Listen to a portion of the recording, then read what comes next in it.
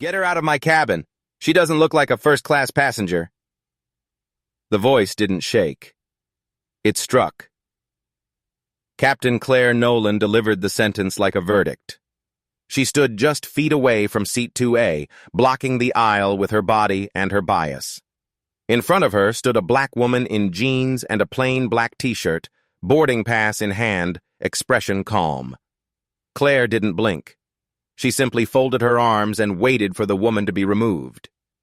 What Claire didn't know was that the woman she was dismissing as an intruder wasn't just a passenger. She was the owner of the entire jet. At 2:10 a.m. on May 29th, Amara Tate boarded her own Gulfstream G650 at a private terminal in Chicago. She wore no makeup, no jewelry, no badge. She didn't want recognition. She wanted truth. She had designed this entire trip as a covert test. Her billion-dollar company, Star Rest Ventures, had recently acquired the charter firm running this very jet. Reports of discrimination had reached her desk. Nothing confirmed, just patterns, language, choices. And tonight, she was going to see them up close. The second she stepped into the cabin, Claire moved. Her eyes scanned the boarding line and landed on Amara like a target. Claire approached, her mouth set, and held out a hand. "Proof of premium status," she said. No greeting, no welcome. Amara handed over the boarding pass, a fully valid one generated internally for this operation. Claire looked at it like it was counterfeit, then tossed it aside. "You're not on the verified list. You need to leave the cabin." "I'm seated in 2A, Amara said evenly. "It's right here." Claire stepped closer. "Not anymore." Before Amara could respond, a man across the aisle stood up. White, mid-40s, dark blazer, sharp watch. Edward Vance. He reached over Amara's arm, grabbed her black leather briefcase from the seat beside her, and dropped it roughly by her feet. "And clutter first class. This isn't the subway." He sat down in 2B and didn't look back. His fake VIP badge flashed under the light as he settled into the seat, with the confidence of someone used to being believed. Claire crossed her arms tighter. "We don't have time for confusion. Please exit until we can verify your status." Amara raised her phone. "Tara," she said quietly, "start Protocol 6. On the other end of the line, Tara Lynn's voice came through clearly. "Ready and waiting, ma'am." Jade Parker, 26, sat diagonally across from them, a freelance journalist who had spent enough time in airports to know what this was. She leaned toward her seatmate. "She didn't do anything wrong. They're just assuming." Edward scoffed. "It's called private aviation. There are standards." Amara turned to face him. "Say that again." He smirked. "Try economy. That's more your level." He tore a small sheet from his notebook, scribbled something, and flicked it toward her tray table. The note said, "Try economy." Jade caught sight of it and repeated the words aloud.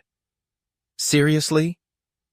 Amara picked up the note, folded it cleanly, slid it into the seat pocket in front of her. Claire's voice rang out. "You're holding up the flight. This isn't some charity." Amara didn't move. "You'll want to take that tone back, because in a few minutes, the person you're trying to remove will become the one removing you." Claire tilted her head and laughed. "Is that a threat?" "No," Amara said. "It's a timeline." Lily Marsh, the flight attendant, peeked out from the galley and added, "She's not verified. I checked." No one had seen her check anything. "Tara," Amara said into the phone, "log every word from this point forward." "Already logging," Tara replied. Claire barked. "You're not scanned, not listed, not cleared. This is your last warning." Amara nodded. "Then let the record show you were warned too, Ed." Ward rolled his eyes. "You people always have to make it a scene." Jade stood up. "No, you're making it a scene. She's just standing there." Claire turned back toward the cockpit. "Get her out of here," she said, not even addressing anyone specific. Just a command, just a dismissal. Amara stayed put. She looked at Claire with the kind of patience that makes tyrants nervous, the kind of calm that doesn't come from being afraid, but from knowing exactly how the next 30 minutes are going to unfold. "Security has been notified," Claire said loud enough for the entire cabin to hear. "Unverified boarding, possible breach." Her voice was crisp, clinical, and completely confident, like she was announcing turbulence, not targeting a black woman in plain clothing. Amara didn't move. She stood at seat 2A with her phone to her ear, listening to Tara's calm voice. "I've escalated to Protocol 6B, confirmed tracking. Claire's now made 3 public claims of invalid access." Amara responded just as calmly. "Continue logging, no interruption." Across the aisle, Edward leaned sideways in his seat, addressing the nearest passenger with a voice just loud enough to carry. "I'm not trying to be rude, but if you can't afford to fly right, you shouldn't fake it." "You don't even know her name," Jade said sharply. She was still standing, hands by her sides, eyes fixed on Claire. "And you don't get to decide who belongs up here." Claire looked Jade over, unimpressed. "Ma'am, sit down. This is a security matter now." "No," Jade said. "This is a bias matter." Lily reappeared from the galley and spoke with unearned authority. "She's been flagged as non-premium, not on our list, not on record." "She was never scanned," Jade replied. "You never gave her a chance." Amara didn't turn. She spoke softly into her phone again. "Tara, note the statement. Flagged as non-premium and indicate lack of digital verification. There's no tablet in use, no scanner, no confirmation process." "Logged," Tara said. "Forwarded to internal compliance. I'm also AIL, regarding corporate ethics."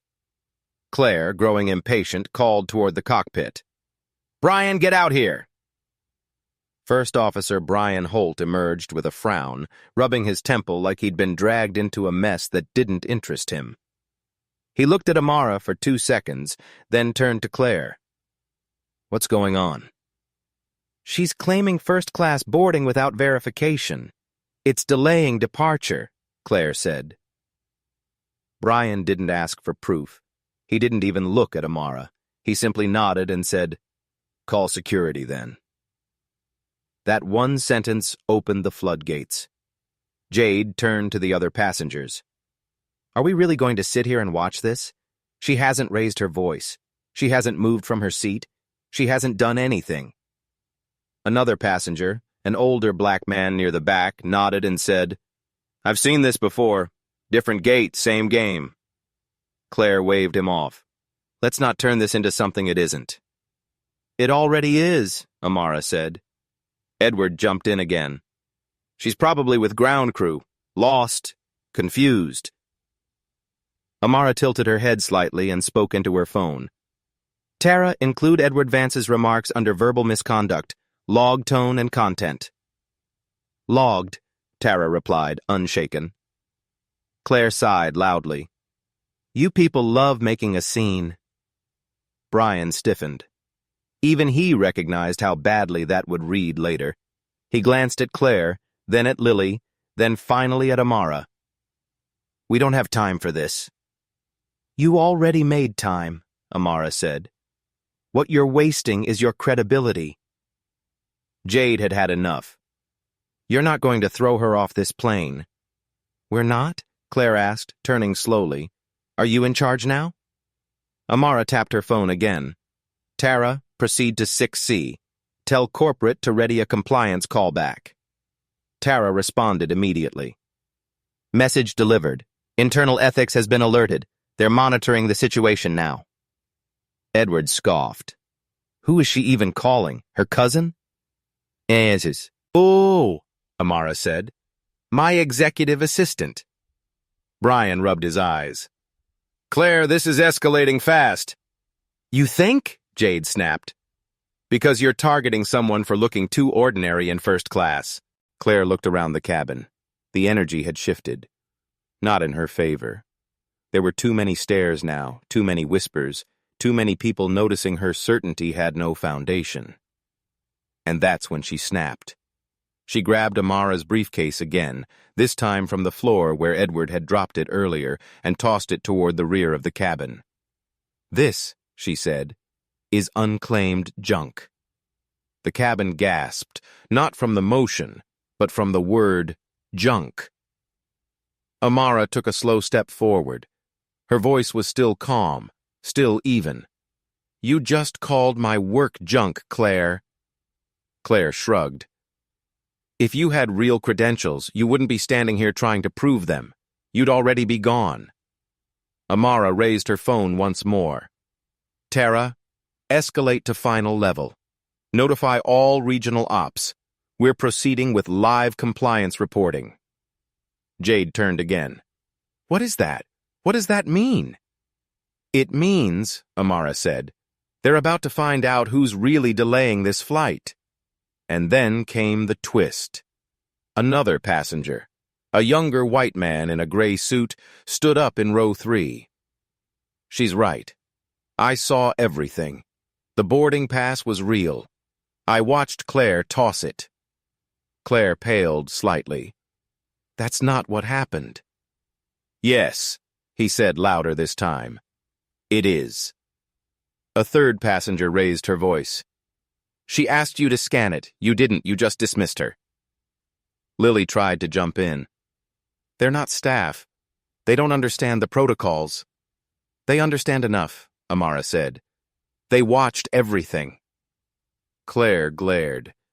"This is insubordination." "No," Amara replied. "This is Star Rest Aviation, and you're destroying its name from the inside." She walked toward her briefcase, bent down, and picked it up herself. She returned to seat 2A without asking permission. Claire didn't move. Brian didn't speak, and in that moment, for the first time, the crew realized they were no longer in control. "Then prove Claire snapped. "Prove you belong in first class. Prove you're not some assistant sneaking in behind her boss." The words came fast now, laced with something uglier than protocol. Resentment. Maybe even fear. Captain Claire Nolan stood rigid near the galley wall, her voice cutting across the quiet cabin. "You want to keep that seat, sweetheart? Then show us your net worth." A beat of silence followed, so complete it made the hum of the ventilation system feel like thunder. Amara Tate didn't blink. She remained seated, legs crossed, phone still resting against her ear. From the other end, Tara's voice came in steady. "Still logging? Claire just demanded a personal wealth verification. Compliance escalation complete." "I'm not showing you anything," Amara said softly, eyes locked on Claire. "Because I don't answer to small people with loud voices." Edward let out a theatrical laugh. "Oh, she's a philosopher now. Terrific." He turned in his seat, waving his hand toward Amara like she was clutter. "She doesn't even have a last name. You hear how vague she is? Just another coach flyer playing rich." Claire stepped forward, jaw tight. "That's it. I'm done playing games. Lily, call security now." Lily Marsh didn't hesitate. "Copy, on the call." She vanished behind the galley partition, already speaking into the phone. Moments later, the rear cabin door clicked open. A tall, broad-shouldered man stepped in, eyes sweeping the passengers like they were suspects. Ryan Cole, 36, Star Rest Aviation's in-house security lead, wore a dark tactical blazer with a nameplate over the chest. His voice was clipped, neutral, and cold. "We've received a report of unauthorized boarding." Claire gestured with both hands. "That's her. Right there. Seat 2A, refusing to leave, non-compliant." Ryan moved toward Amara with slow, measured steps. "Ma'am, I'm going to need to see identification immediate." Amara didn't rise. "You'll need to state the violation first." "You've been flagged as unverified," Ryan said, reaching for the tablet holstered at his belt. "There's no record of any scan," Jade said, rising again from her seat. "She had a valid pass. We all saw it." "She's making this up," Edward said, chuckling under his breath. Next, she'll say she owns the plane. Another passenger, a black woman in her early 20s, stood up near the rear. She hadn't spoken until now. Her voice was small, but it carried. Why is it always people who look like us? Claire turned to her. Sit down. Now. I just wanted to know, she said, because I didn't get scanned either. That was the moment Amara's eyes met hers.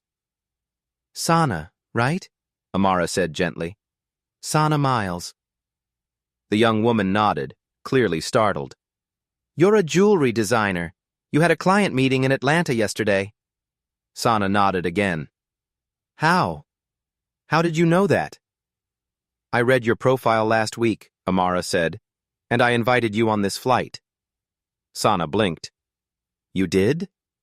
Amara turned back to Claire. Tell me again who's verified.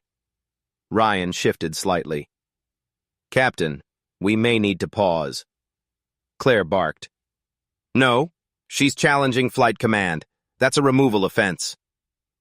Ryan didn't respond right away. His eyes darted between Claire and Amara. Then he stepped closer to the seat. Ma'am, please remove your scarf and step into the aisle. Amara looked up at him, then slowly loosened the silk scarf around her neck. Ryan reached for her elbow to guide her up. It wasn't violent, but it wasn't gentle either. Don't touch her, Jade shouted. Hands off, another passenger yelled. Ryan paused. Dozens of eyes were now trained on him. Amara stood under her own power. Her voice never rose. Ryan, you just crossed a line that cannot be uncrossed. I'm following procedure, he said. No, Amara replied. You're following orders from someone who's already out of one. Claire stepped back, sensing the tide had turned, but Brian Holt, the first officer, was already braking. Enough, he said suddenly, loudly. Everyone stop. The cabin froze. Claire looked at him, confused. Brian, what are you doing? He exhaled shakily. We need to tell the truth. All of it. Claire's voice dropped. Brian, not now. Yes, now, he snapped. I'm not going down for this. He turned toward the passengers. Lily pushed the security call without checking the manifest. There were no scans, no logs. Claire told her to flag the passenger as disruptive before we even took off. Claire's face went pale. I told her not to, Brian added. But she said this woman looked suspicious, and that if she didn't belong, we'd find out fast. Jade gasped. You admitted that out loud? Brian nodded slowly. I can't lie anymore. I won't. Claire lunged forward. That's not what happened. Amara raised a single hand. Let her speak, she said. Claire froze. Amara turned toward the aisle, back straight. Her scarf hung loosely from her hand now. Her voice didn't need volume. It had gravity. My name is Amara Tate, she said, looking at Ryan, then Brian, then Claire. And you've all made a mistake that will cost you dearly. Jade whispered, Wait, Tate? Sana's eyes widened. You're that Amara Tate? Edward chuckled nervously. She's bluffing. Brian shook his head. She's not. Amara took a single step forward. I own Starrest Aviation. Every seat, every engine, every protocol. Claire, Brian, Lily, Ryan, I am your employer. And this flight isn't going anywhere until I say it does. Claire opened her mouth, then closed it. Ryan slowly took a step back. Lily disappeared into the galley again, and for the first time all night, Edward was silent. Passengers began murmuring, stunned, furious, relieved. A slow ripple of outrage filled the cabin. Jade sat down heavily, overwhelmed. She was right the whole time. Amara turned back to her seat, picked up her phone, and said clearly, Tara, confirm authority. Tara's voice came through like steel. Confirmed. CEO Tate. Full Starrest Aviation Authority verified. We're with you. Claire's face flushed as Amara's declaration settled like thunder in the luxury cabin. No one spoke, but the silence wasn't empty. It was thick with exposure.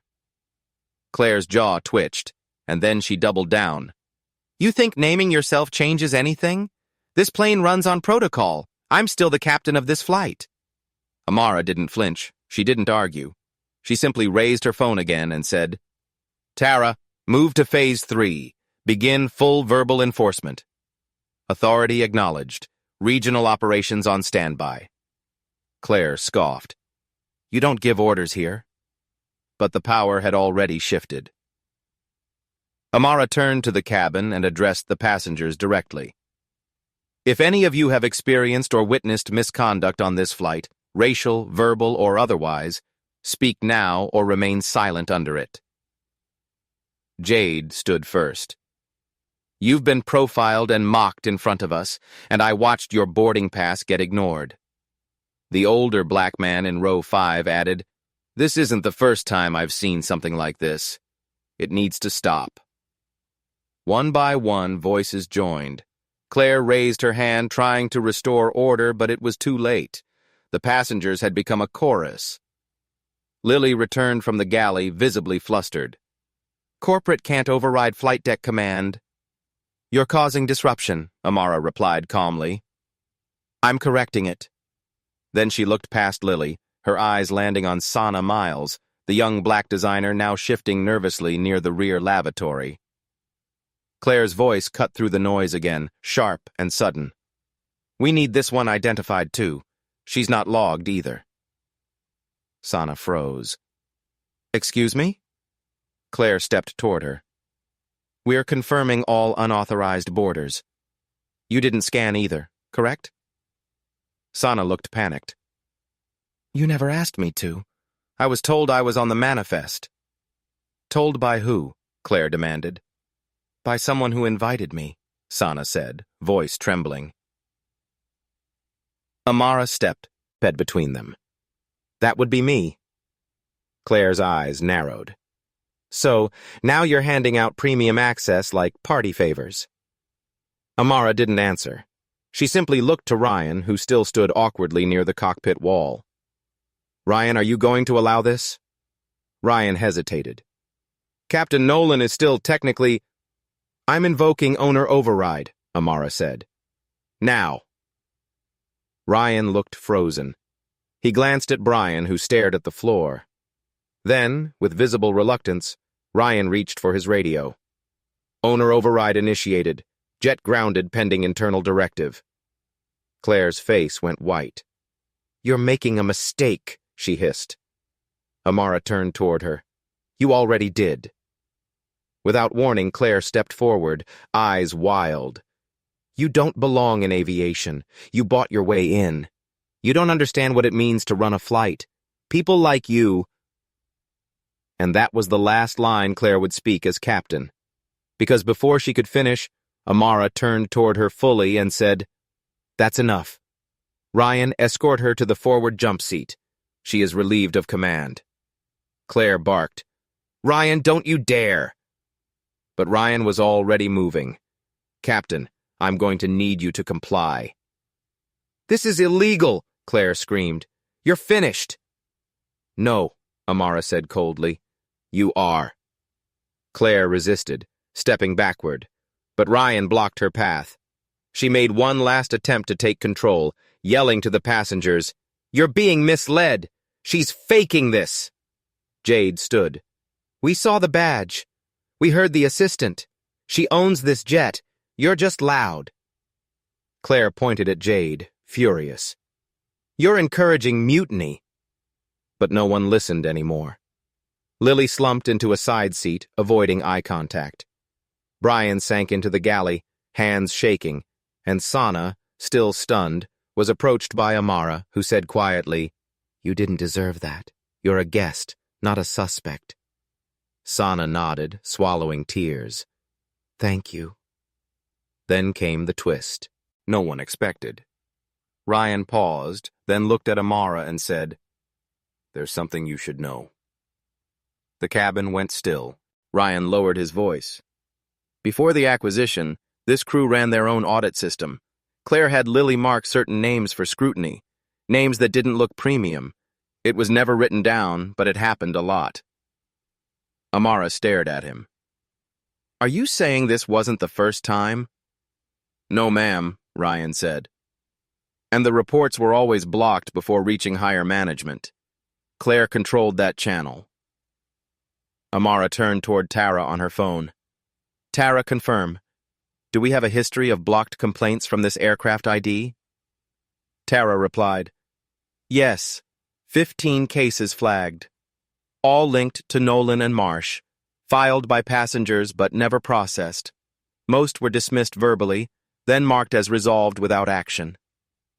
The air turned heavy. Claire screamed from the front jump seat. This is a setup! Amara didn't even look at her. This is accountability, and it's long overdue. Passengers murmured again, this time not in confusion but in shared clarity. What they had witnessed tonight wasn't just a mistake. It was a system exposed, a pattern broken open. Amara turned to Sana again and said, you were never here by accident. You're here to see what justice looks like when someone refuses to stay quiet. Sana nodded slowly. Jade said, what happens next? Amara looked around the cabin, steady and composed. Now, we clean house. Amara stood at the center of the cabin like a storm that had finally stilled. Slowly, deliberately, she reached into the side pocket of her briefcase and pulled out a slim leather folder. Inside was a single page, one that bore the embossed seal of Starrest Ventures and her name in bold across the top.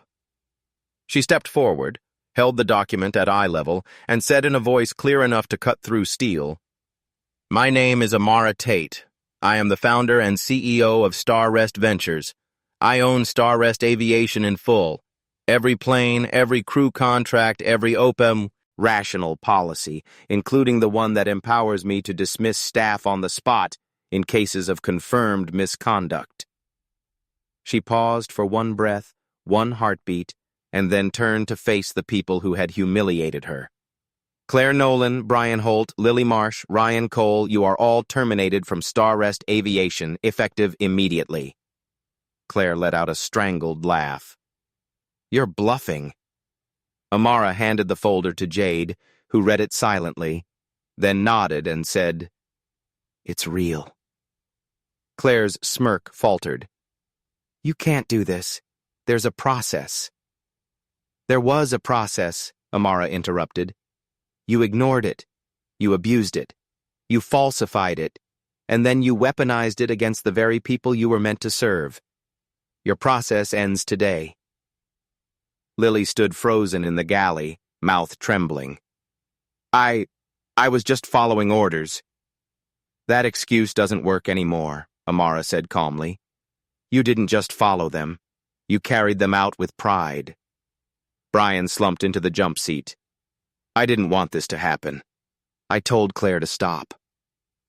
Amara looked at him. Then why didn't you report her? He didn't answer. She turned back to Claire. You sabotaged my company from inside. You fed your bitterness into every flight, every interaction, every decision. And when you were challenged, you chose arrogance over accountability. Claire's jaw clenched. You want me gone? Fine. But don't pretend you're perfect. I'm not, Amara said. But I am accountable, and I'm done letting people like you rot systems from the inside while calling it protocol. Edward tried to speak up again. I had nothing to do with this. Amara turned her gaze toward him like a closing door. Mr. Vance, you verbally harassed me, touched my belongings, spread lies about my identity, and attempted to degrade another guest in front of a full cabin. Your presence on any Starrest aircraft is banned for life, and your firm will be notified. Edward stood slowly, holding his hands up in mock surrender. I'll walk, no problem. I don't fly with amateurs anyway. You fly with cowards, Jade said, not looking at him. As Edward moved to leave, the remaining passengers murmured, none of them looking away. And then the huge twist began to surface. Amara turned to Lily. "Is there anything else you'd like to share before you go?" Lily hesitated. Her face crumpled slightly, and then she blurted out, "There were more." The cabin hushed again. "More what?" Amara asked. Lily looked down. "More complaints. At least 15. Claire told me to log them verbally, then delete the entries. Passengers who didn't look premium. She said they were trying to game the system. And Brian, he knew." All eyes shifted to Brian. He didn't deny it. He just closed his eyes. "I didn't think anyone would listen." "But you heard them," Amara said. "And you stayed quiet." She turned back to Lily. "And you concealed them." Lily nodded slowly. "I did. I'm sorry." Amara stared at her. "Do you understand what that means? What it cost?" "Yes," Lily said. "Too late," Amara replied. "You don't get to rewrite it now." She turned toward Tara, still on the phone. "Confirm Lily Marsh's direct involvement in complaint suppression." Tara's voice came through steady. "Confirmed. All complaint metadata logged through flight ID A7823. Matches crew signature and security chain." "And the suppression protocol?" Amara asked. "Linked directly to crew access, not company policy," Tara said. "Corporate compliance ready to receive verbal testimony. Proceed." "Send summaries to internal audit, full logs, no redactions," Amara replied. "Moving now." Amara walked back to the center of the aisle, facing the remaining passengers. "To everyone who watched this unfold, I'm sorry. I'm sorry that this happened at all. I created Starrest Aviation to be a different kind of service, one built on dignity, access, and respect. And tonight, that vision was betrayed by the very people entrusted to protect it." Jade rose again, voice steadier now. "But you also stood your ground. That mattered." The older black man in row 5 nodded.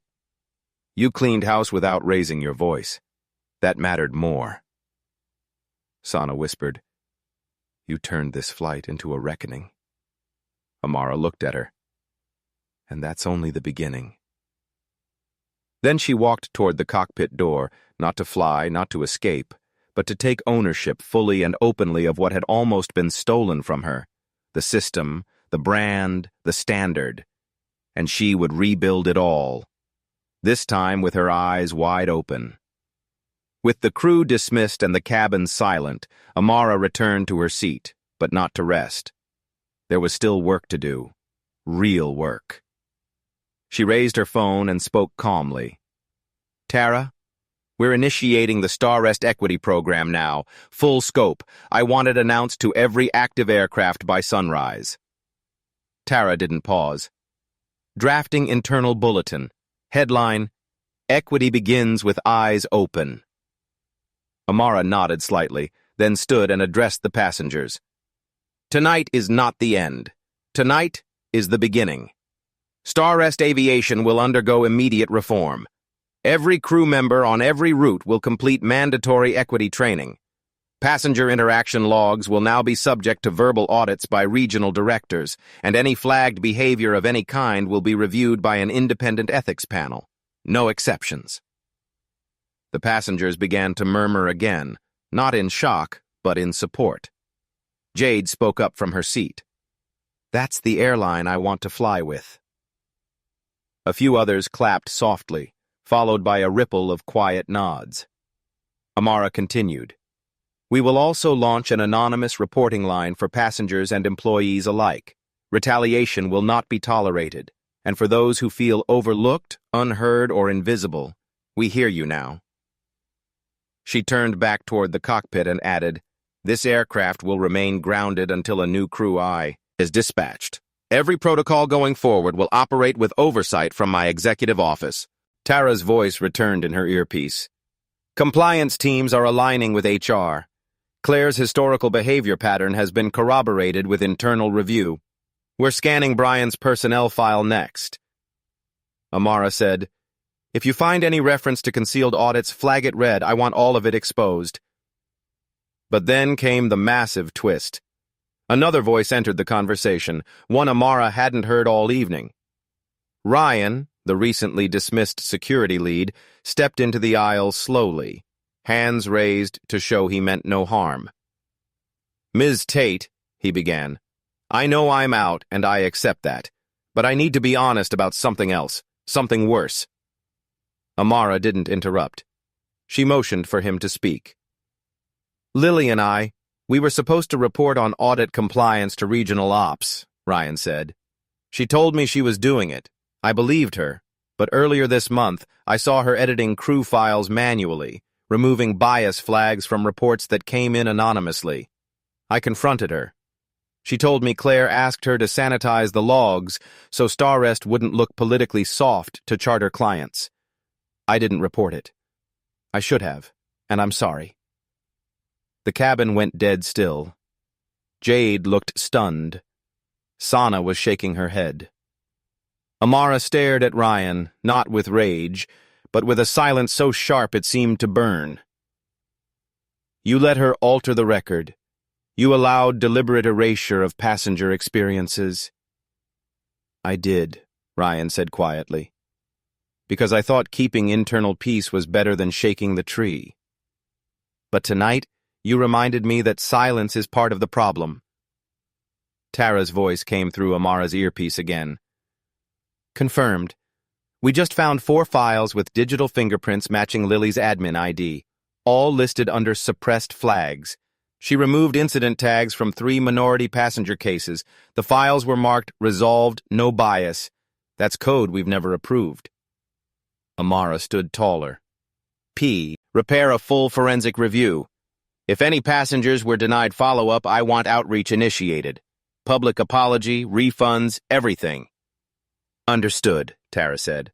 "Audit team is mobilizing." Amara turned back to the passengers. "This is what change looks like. Not just statements, not just slogans. Systems." Jade stood again. "You said people like us deserve to be seen, heard, protected. You meant it." Amara nodded. "Because I've been the girl at the gate they tried to push aside. And I've been the woman in the boardroom they tried to ignore. And I've been the owner they never imagined was watching. And now I'm building the kind of company I needed when I was all 3. The cabin exhaled, the tension replaced by something steadier. Trust. One woman whispered to her seatmate, "She's not just flying the plane. She's fixing the runway." Ryan lowered his gaze and turned to leave, but Amara stopped him. "Ryan." He looked up. "I don't forgive what you did, but I recognize what you just gave. You told the truth when you didn't have to. Let that be your start."